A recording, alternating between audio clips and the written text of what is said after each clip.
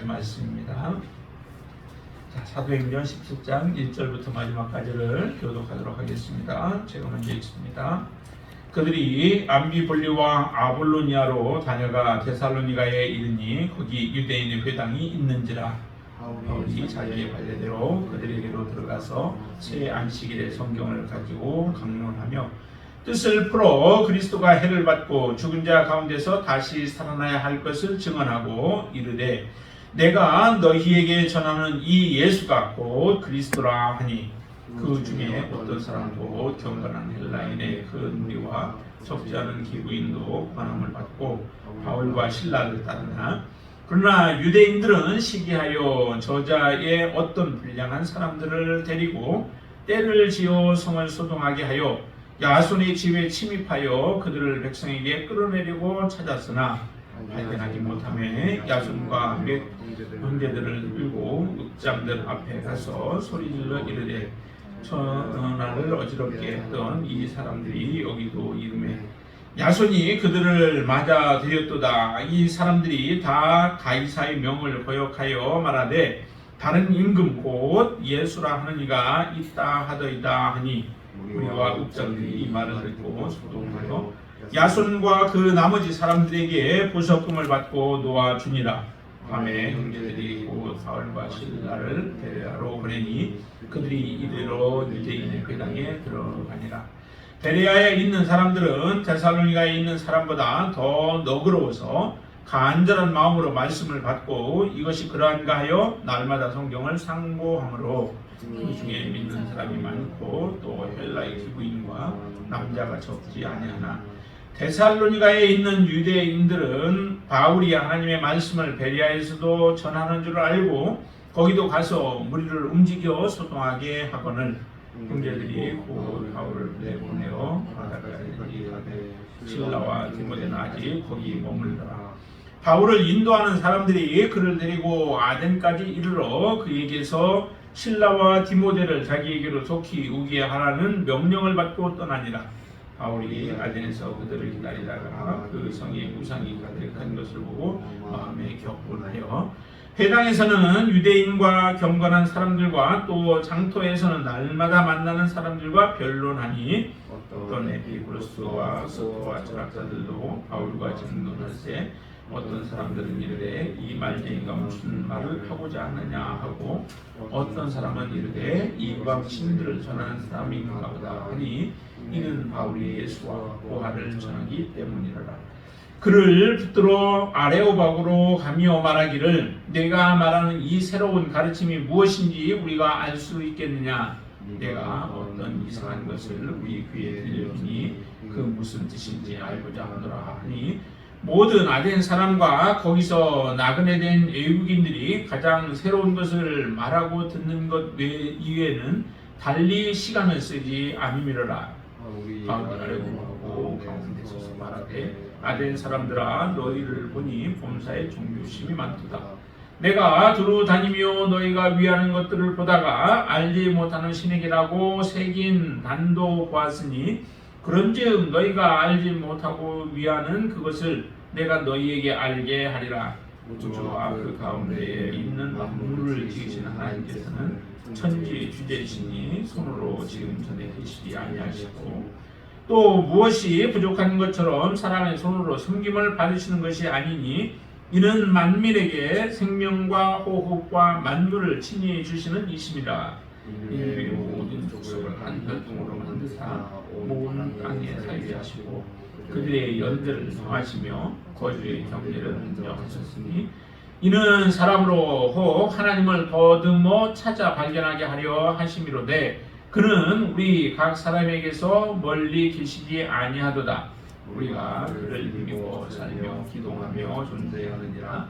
너희 시인 중 어떤 사람들의 말과 같이 우리가 그의 소생이라 하니 이와 같이 하나님의 소생이 되었은즉 하나님을 금이나 은이나 돌에다 사람의 기술과 고안으로 새긴 것들과 같이 여길 것이 아니니라.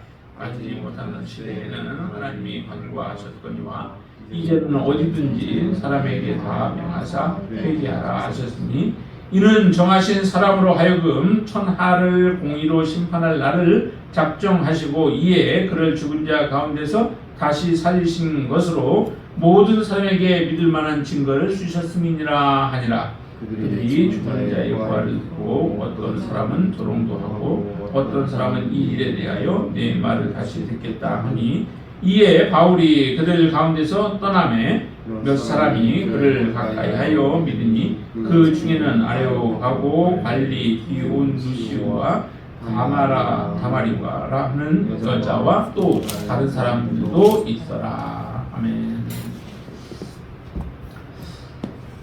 사도 바울의 일행의 복음 증거의 사역, 예수 증인의 사역은 계속 되어지고 있습니다. 마지막까지 계속 하나님의 말씀을 들고 서는 그 사도 바울의 모습을 우리가 보여봅니다.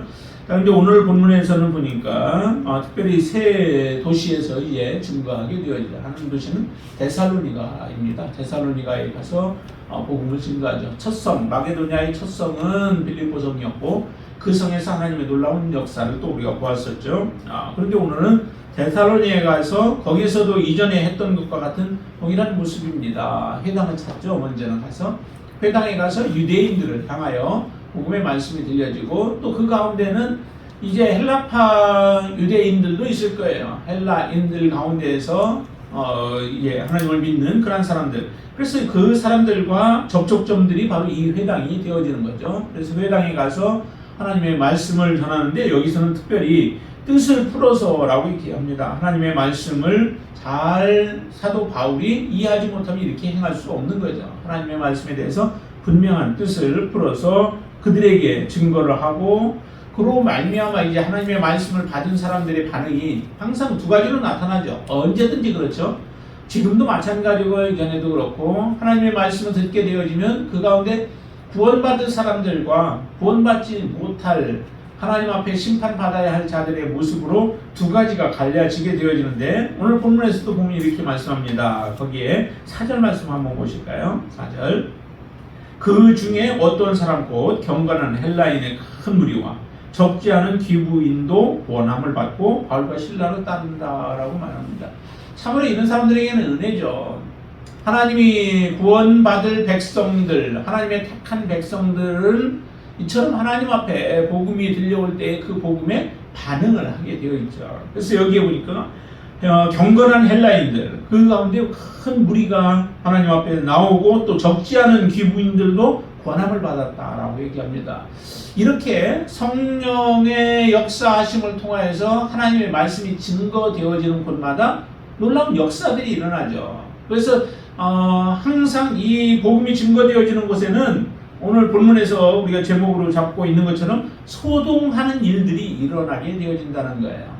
성의 복음이 증거되어지고 성령의 역사하심이 나타나면 그 가운데 소동이 일어나죠. 그 소동은 믿는 자들과 믿지 아니하는 자들의 갈라지는 가운데서 나타나게 되어집니다.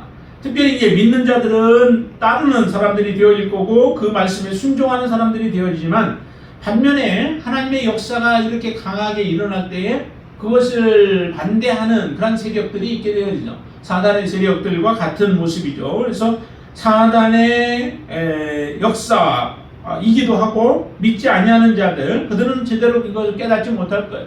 내가 사단의 앞잡이로서 사단에 동조하여 사단의 일을 행하고 있는 것에 대해서는 알지 못하죠. 그러면서도 하나님의 일에 대해서는 적극적으로 반대하는 자들이 있습니다. 거기 5절 말씀 한번 같이 읽어볼까요? 그러나 유대인들은 시기하여 겨자의 어떤 불량한 사람들을 데리고 때를 지어 성을 소동하게 하여 야손의 집에 침입하여 그들을 백성에게 끌어내려고 찾았으나 해서 바울의 일행들을 찾는 겁니다. 그 가운데서 이제 야손의 집에 불시에 쳐들어간 거죠. 그곳에 들어가면은 그곳에 있으리라 생각을 하고 쳐들어갔지만 그곳에는 없었습니다. 그러자 이 성난 군중들은 누구를 끌고 오냐면 바로 이 야손을 끌고 나온 거죠. 끌고 나와가지고 그들로부터 가뒀다가 그 다음에 보석금을 받고 놓아주는 이런 일들이 일어나요. 그러니까 하나님의 역사가 놀랍게 일어날 때에 이것을 반대하는 자들의 무리들이 소동을 일으키는 역사가 일어납니다. 실제적으로 이 사람들이 말은 이렇게 표현을 했어요. 6절에 보면은 오히려 소동을 일으킨다라고 하는데 거기에 보니까 이렇게 표현하죠. 발견하지 못함에 야손과 몇 형제들을 끌고 읍장들 앞에 가서 소리질러 이르되 천하를 어지럽게 하던 이 사람들이 여기도 이르렀다라고 얘기를 해요. 천하를 어지럽게 한다라고 얘기를 하지만은 실제적으로 어지럽게 하는 자들은 바로 이 무리들이죠. 하나님의 뜻을 반하여서 하나님을 대적하여서 일어나고 있는 자들이 실제적으로 소동하는 자들입니다. 그래서 성을 소동케 하고 또 무리들을 움직여서 자기들의 뜻에 따라서 움직이게 만들죠. 이 사람들이 고용했던 사람들은 누구예요? 거기에 아까 읽었던 것처럼 저자거리에 있었던 사람들 아니에요? 불량한 사람들. 5절 말씀을 저자의 어떤 불량한 사람들을 데려다가 바로 이 악한 일에 함께 하자라고 그들을 권하고 그들을 움직이기 시작해서 이처럼 한 성을 놀랍 소란하게 만들어버리는 일들이 일어나게 되어진다라고 하는 겁니다. 성령이 역사하는 곳에 이처럼 일어나듯이 또한 개인적인 경우도 마찬가지죠. 여러분들이 처음에 예수 그리스도의 복음을 접했을 때 여러분들 안에도 이런 소동이 일어났을 거예요. 왜냐하면 우리는 이전에 하나님의 사람이 아니었잖아요. 이전에 우리는 사단에게 속하였던 자들이었고 죄 가운데 있었던 자들이기 때문에 죄인들이 하나님의 말씀을 받을 때에는 갈등이 일어날 수밖에 없는 거죠. 갈등이 일어나지 않고 예수를 믿었다? 그거는 말이 안 되죠. 갈등이 일어나고 그 갈등 가운데서 하나님을 사모하는 마음, 또 영혼을 사모하는 마음, 주님을 사랑하는 마음이 우리의 마음속에 하나님께서 부어주심으로 그 은혜로 말미암아 이제 이전의 삶을 떨쳐버리고 우리가 하나님께로 나와서 예수 그리스도를 믿겠다고 고백하며 살아가는 사람들이 그리스도인들인 거예요. 그러니까 개인적으로도 하나님의 말씀이 접하게 되어지면 그 사람은 소동이 일어나죠. 그 안에서 갈등이 일어나고 그리고 그 갈등을 잘 해결했을 때 이제 더 이상 갈등 없이 하나님을 믿으며 섬기며 나아갈 수 있는 거죠. 하나님을 믿는다 해도 또 어려움들이 일어나요. 그런 때마다 우리의 마음에 조금씩 갈등은 일어나지만은 그러나 한번 정확하게 예수 그리스도를 우리의 진정한 주로 우리가 고백하고 믿음으로 살아가게 되어진다면 우리는 그 여러 가지 작은 갈등들이 일어나도 그것에 흔들리지 아니하는 오히려 그 갈등들이 우리를 더 온전한 모습으로 만들어가는 과정들이 되어지는 거죠. 그런 과정을 통하여 하나님은 우리를 하나님 앞에 정말 흠없는 자로 하나님 앞에 온전한 자로 우리를 만들어 가신다는 거예요. 그렇게 만들기 위해서 하나님은 우리 앞에 그런 어려움들을 놓기도 하신다는 거죠. 그러나 이 갈등 없이 하나님 앞에 나아갈 수 없습니다. 여기도 보니까 이렇게 열심으로 유대인들이 열심을 내죠. 시기 때문에 그래요. 하나님을 사랑하는 것도 아니고 여기는 유대인들이라고 하면은 하나님을 사랑한다는 사람들 아니겠어요. 그런데도 자기들이 행하는 일들이 어떤 것인지도 알지 못하면서 이와 같이 열심을 품고 일을 하는데 하나님을 더욱더 대적하며 하나님의 마음을 아프게 하는 일들을 행하고 있는 그 모습을 보게 되는데요. 우리의 모습 속에는 정말 이런 시행착오가 없게 되어지길 바랍니다. 여러분들은 모든 일들이 작은 일이든 큰 일이든 행하는 일들이 하나님을 기쁘시게 하고 하나님의 마음에 흡족한 일들을 행하고 하나님의 마음을 시원케 해드릴 수 있는 여러분들의 귀한 삶이 되어지길 바랍니다. 자, 이렇게 해서 데살로니가 그 지역에서 복음을 증거하고 그리고 나서 이 사도 바울의 일행들은 어디로 가냐면은 베레아 지역으로 가게 되어지죠. 베레아 지역으로 가서 그곳에서도 동일하게 이제 회당에 가서 하나님의 말씀을 증거하기 시작합니다. 하나님의 말씀의 그 핵심은 이거였죠. 예수 그리스도의 죽으심과 그 다음에 예수 그리스도의 부활에 대한 거예요. 유대인들은 그래도 예수님의 죽으심과 또 부활에 대한 부분들을 잘 알겠지만은 헬라인들은 잘 모르겠죠. 그들은 영혼이 있다라고 하는 것에 대해서는 알지 몰라도 실제적으로 예수 그리스도의 부활과 그 다음에 예수 그리스도가 성경에 예언되어진 대로 그대로 죽으셨고 그 다음에 그분이 다시 살아나셨다라고 하는 것에 대해서는 참 믿기가 쉽지 않았을 거예요. 왜냐하면 고린도전서에도 보면은 유대인들은 그것을 보면은 뭐라고 그래요? 참 미련한 것이다 라고 그러죠. 저 믿지를 않는 거예요. 예수 그리스도에 대해서 믿지를 않는 거예요. 헬라인들이 바라볼 때도 정말 어리석은 것으로 보여지는 것이죠. 그러다 보니까 믿는 것이 쉽지 않아요. 그런데도 불구하고 이처럼 믿는 무리들이 참 많았다는 것은 하나님의 놀라운 은혜였죠. 이런 사람들이 있었기 때문에 하나님께서는 환상을 통하여서 이 사도 바울에게 마게도냐로 건너오라라고 하는 환상을 보여주신 거예요. 이처럼 믿을 사람들이 또 하나님의 백성들이 있기 때문에. 근데 이 베레아 지역으로 가서도 그처럼 하나님의 말씀을 전하는데 이 베레아 사람들에 대해서는 참 칭찬을 하죠. 어떤 칭찬을 하는지 11절 한번 보실까요? 11절 같이 읽습니다. 베레아에 있는 사람들은 데살로니가에 있는 사람들보다 더 너그러워서 간절한 마음으로 말씀을 받고 이것이 그러한가요? 날마다 성경을 상고함으로. 참 성경을 사랑하는 마음이 있었죠. 그리고 정말 온전한 것이 무엇인지, 바른 것이 무엇인지, 제대로 된 것이 무엇인지를 찾고자 하는 그런 열정이 있었던 사람들이에요. 그러니까 하나님의 말씀을 사도 바울이 풀어서 이렇게 해주니까 그 말씀에 대해서 간절한 마음으로, 너그러워서 간절한 마음으로 그 말씀을 받았다라고 얘기를 하죠. 그리고 나서 그 말씀이 정말 또 그러한가 해서 날마다 성경을 상고했대요. 성경을 상고했대. 참 놀라운 그 은혜 아니에요. 또 이런 마음이 정말 귀한 마음이죠. 하나님의 말씀이 우리가 성경을 보는 이유도 뭐예요? 몇 독 자체가 목적이 아니라 그 말씀 가운데서 하나님의 뜻이 무엇인가를 알고자 하는 것이 성경을 읽는 우리의 목적 아니겠어요? 그래서 성경을 늘 가까이 두며 성경을 읽고 또 성경을 묵상하면서 하나님의 뜻을 헤아려 사는 사람들은 하나님께서 혹시라도 그 사람이 잘못된 길로 가면은 그 길을 바른 길로 가르쳐 주실 거예요. 사모하는 자들, 우리의 안에 사심이 없이 다른 욕심이 없이 하나님을 정말 사모하여서 그 길을 가고자 할 때는 우리가 잘못된 길로 갈 때는 하나님은 바른 길로 인도해 주시죠. 모든 성경이, 모든 하나님의 말씀이 바로 그런 목적이 있다고 말씀하시잖아요. 모든 성경은 하나님의 감동으로 된 것으로 교훈과 책망과 바르게 함과 의로 교육하기에 유익하다는 거예요. 우리가 잘못된 길로 갈 수도 있다는 거예요. 우리가 알지 못하여서, 우리가 무지하여서 그럴 수도 있습니다. 그렇지만은 사모하는 자들은 바른 길로 하나님께서는 인도해 주시죠. 그런데 이 베레아 사람들을 보니까 그런 마음들이 있는 거예요. 하나님의 말씀을 받으니까 정말 그 말씀이 나에게는 여름 가뭄의 그 생수와 같은 그런 마실 물처럼 그렇게 간절함으로 받고, 그리고 또 그 말씀을 상고하여서 날마다 상고하여서 정말 그런가, 그렇게 말씀하셨는데 그게 진짜 맞는가라고 하는 것들을 항상 점검하면서 그것이 점검이 되어지면 어때요? 그 다음부터는 그렇게 살아가게 되어지죠. 우리가 살지 못하는 이유는 그것에 대한 확신이 없는 거예요. 그것이 옳다라고 하는 분명한 확신이 없는 거죠. 그러다 보니까 하나님의 말씀을 들어도 그 말씀이 내 것이 되지 않냐고 그냥 떠내려가 버리는 말씀이 되어질 수밖에 없는 겁니다. 이 베레아의 사람들은 정말로 그렇게 하나님의 말씀을 사모하다 보니 그들은 하나님의 말씀 앞에 바르게 서서 또 하나님의 말씀을 온전히 붙잡고 살아가는 사람들이 되어질 수 있겠죠. 여러분들 안에 정말 이런 아주 정말 좋은 마음, 간절한 마음이 있게 되길 바라고, 또 하나님의 말씀을 들을 때 그 말씀대로 살고자 하는 마음 가운데서 하나님의 말씀을 상고하면서 그 말씀과 부딪히며 때로는 우리의 잘못된 부분들이 깨어지는 그런 역사들이 일어나게 되길 바랍니다. 깨어지는 만큼 우리는 하나님 앞에 더 가까이 갈 수 있고 더 온전한 모습으로 하나님 앞에 서게 되어질 줄로 믿습니다.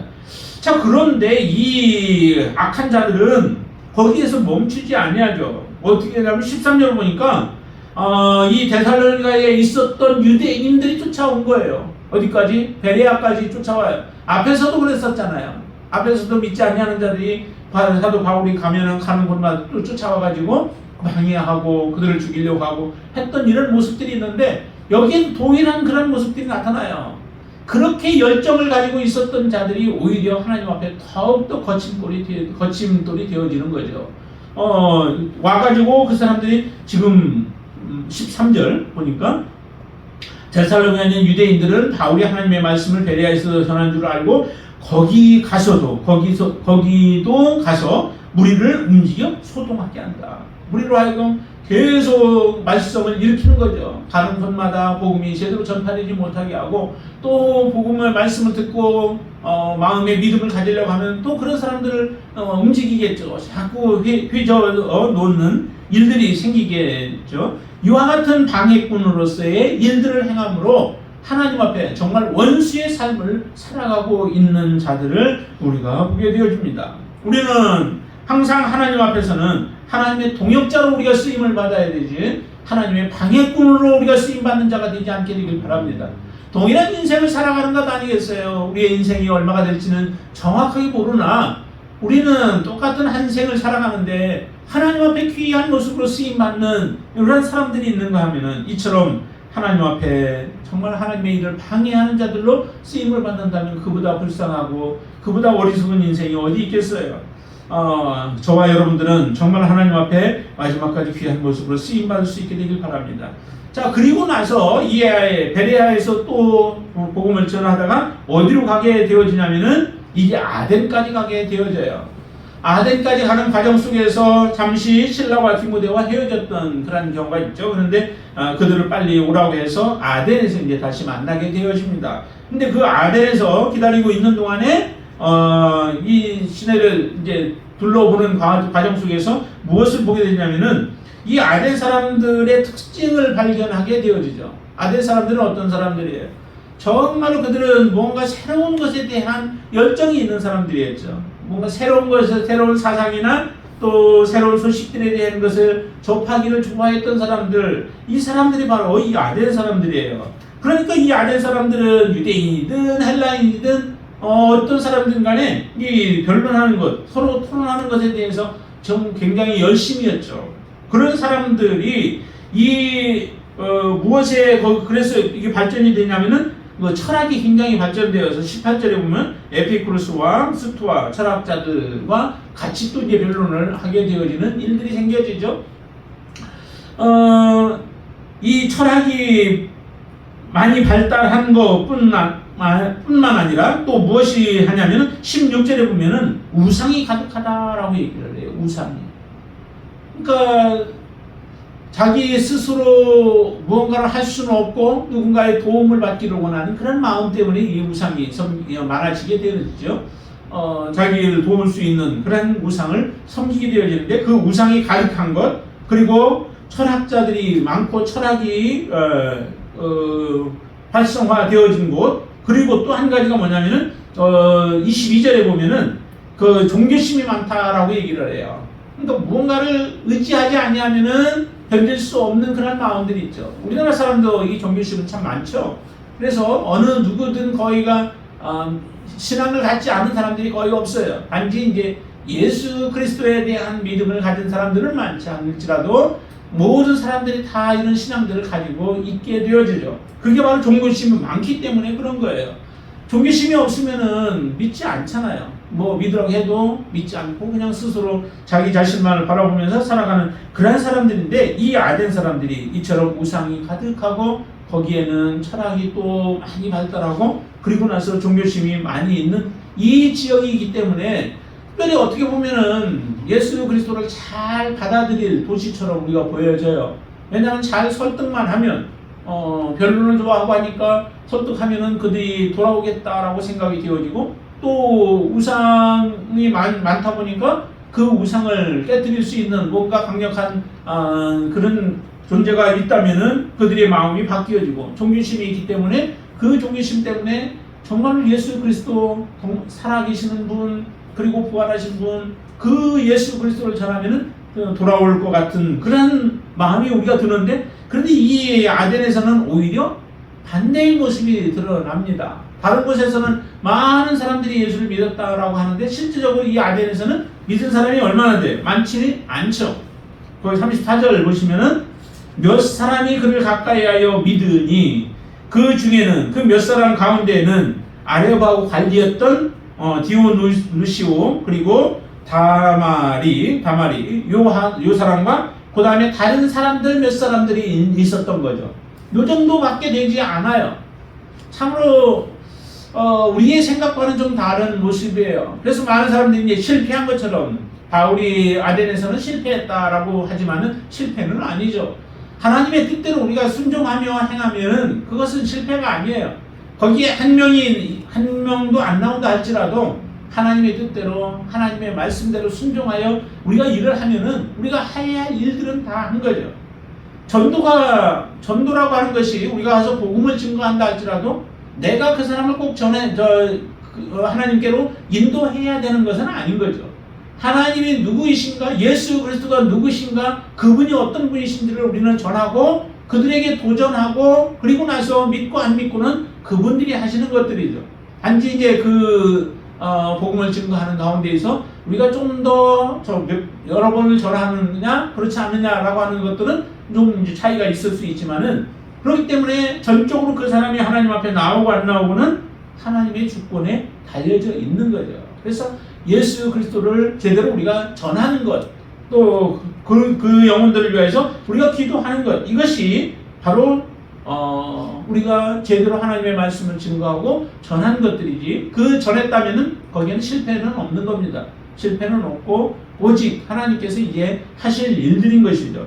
이 아덴에서의 역사도 그런 모습입니다. 왜냐하면 이 아덴 사람들이 이처럼 다른 사람과 말하기를 좋아하고 해서 사도 바울이 얼마나 또 지혜가 많아요.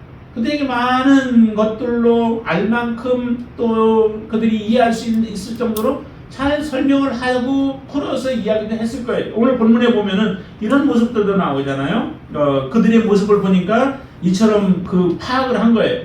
아덴 사람들이 어떤 성격이고 어떤 모습들인지를 파악을 하니까 이렇게 말하죠. 한번 좀 보실까요? 어디로 보시냐면은, 자, 23절부터 한번 보실까요? 23절. 같이 한번 읽습니다. 23절. 내가 들어다니며 너희가 원하는 것들을 보다가 알지 못하는 신에게라고 새긴 단도 보았으니, 그런즉 너희가 알지 못하고 위하는 그것을 내가 너희에게 알게 하리라 라고 얘기해요.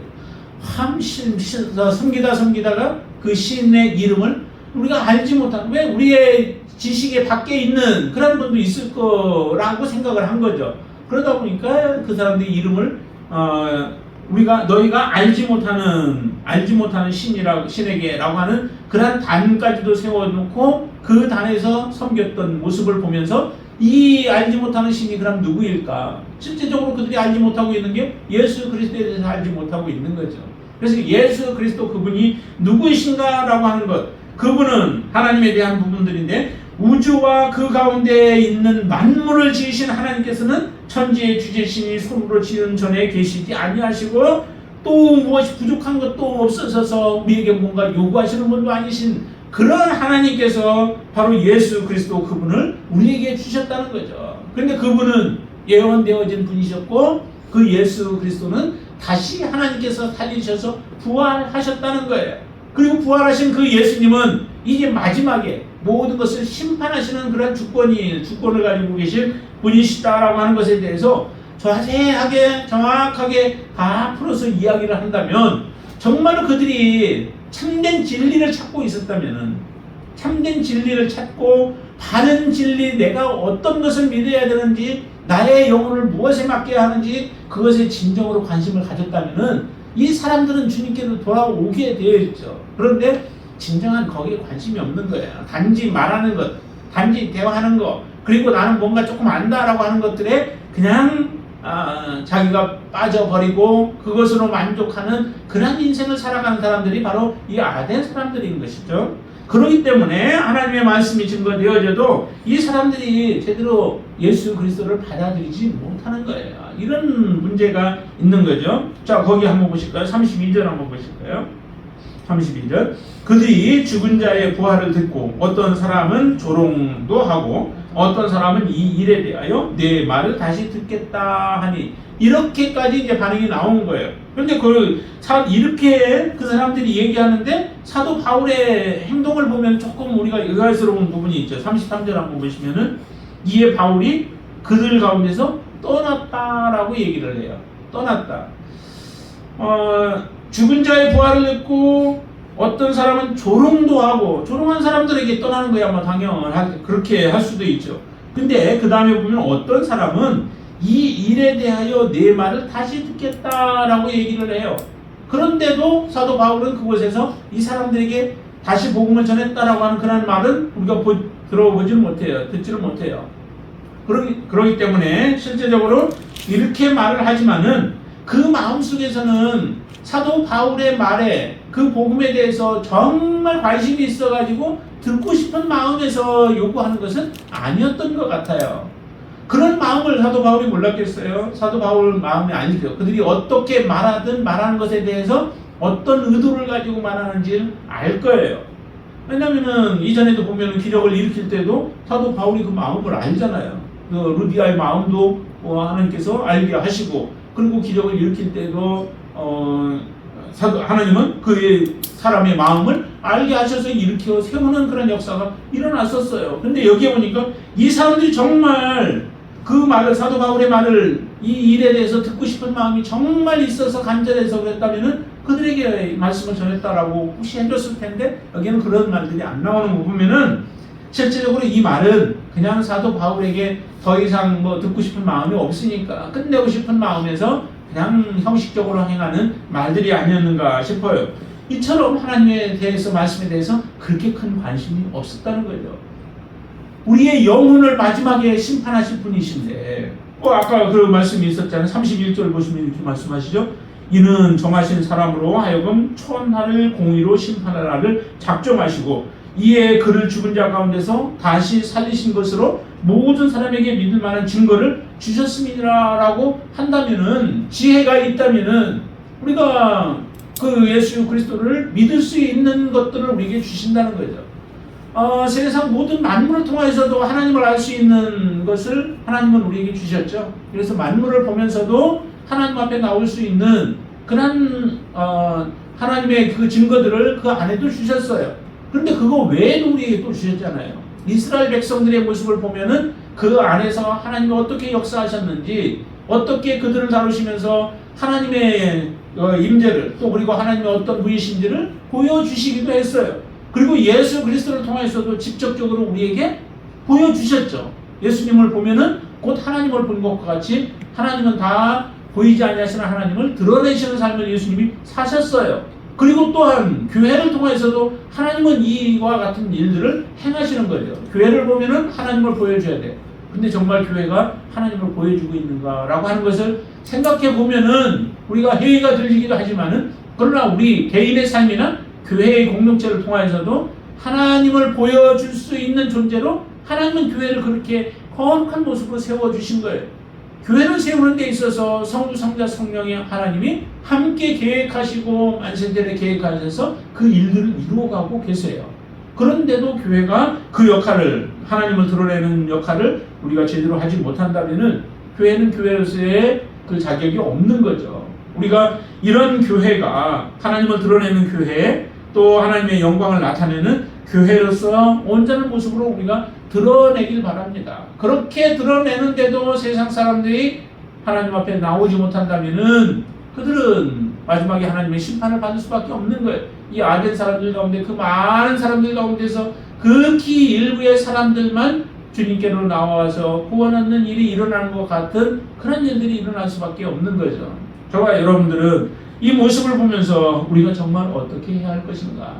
사도 바울의 입장에서 본다면은 정말 어떤 난관과 환경과 역경에도 그것에 쌓이지 않냐고, 매이지 않냐고, 그것 때문에 복음이 흐트러지지 않냐고 계속해서 복음을 증거하는 증인의 삶을 살아가는 삶이어야 되고, 또한 하나님의 말씀을 받은 자의 입장으로서 우리의 모습은 정말 더욱더 간절한 마음으로 베레아 사람들이나 데살로니가 사람과 같은 그러한 모습으로 우리가 하나님 앞에 서서 하나님의 말씀과 우리의 삶이 하나가 되어지는 그러한 거룩한 삶을 살아가는 것, 그것이 바로 우리가 해야 할 일인 줄로 믿습니다. 저와 여러분들의 삶을 통하여서 예수 그리스도가 더욱더 드러나고, 또 예수 그리스도의 죽으심과 부활이 우리의 삶을 통하여, 입술을 통하여 드러내고 또 증거되어지는 귀한 역사가 일어날 수 있게 되기를 주님의 이름으로 축원을 드립니다. 기도하겠습니다. 할렐루야. 좋으신 아버지 하나님, 감사합니다. 하나님, 사도 바울과 그 일행들을 통하여 하나님이 역사를 이루셔서 가는 곳마다 복음이 증거되어지고 그 복음에 의하여 죽을 영혼들이 살아나는 역사가 일어났습니다. 그러나 하나님의 말씀에 같이 합류하지 못한 자들, 받아들이지 못하는 자들은 오히려 더욱더 그 시내를 소동케 하는, 또 어지럽게 하는 일들을 벌이고 다니며 그들의 열정은 있으나 오히려 하나님 앞에 더 심판을 쌓아가는 삶을 살아갔습니다. 하나님, 우리는 어떠한 삶을 지금 살아가고 있습니까? 하나님 앞에 하나님이 기뻐하시는 모습으로 우리의 삶을 드리며 그렇게 살아가는 하나님의 귀한 자녀들이 되어지기를 원합니다. 하나님 축복하여 주시옵소서. 말씀에 순종하는 자가 되게 하여 주시옵소서. 하나님께서 우리에게 맡기신 일들을 충성스럽게 감당하는 자로 살아가게 하여 주시옵소서. 우리를 통하여서도 또 성령의 놀라운 역사가 일어나게 하시고 예수 그리스도를 증거하는 귀한 삶이 되어지도록 역사하여 주시옵소서. 예수님의 이름으로 간절히 기도드리옵나이다. 아멘.